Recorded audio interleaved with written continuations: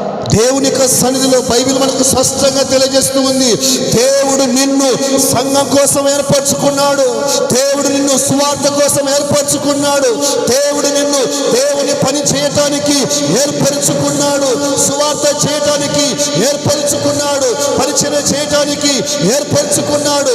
యేసుక్రీస్తు ప్రభువుల వారి యొక్క గుణాలను ఇదిగో చిన్నవారికి, పెద్దవారికి, స్త్రీలకు, పురుషులకు, ఇదిగో గ్రామ ప్రజలకు ప్రకటించడానికి యేసయ్య నిన్ను ఏర్పరచుకున్నాడు. హల్లెలూయా. బుద్ధి బాగంటే మందిరానికి వచ్చావు, బుద్ధి బాగలేకంటే మందిరానికి రావు. పని ఉంటే మందిరానికి వచ్చావు, పని లేకపోతే మందిరానికి రావు. తప్పు చెప్పినానా? ఏ పని లేకపోతే మందిరానికి వచ్చావు, పని ఇంటికి మందిరానికి రావు.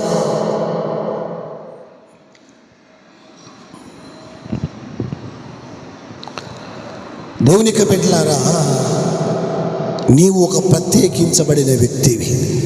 యాకోబుతో అదే అంటాడు.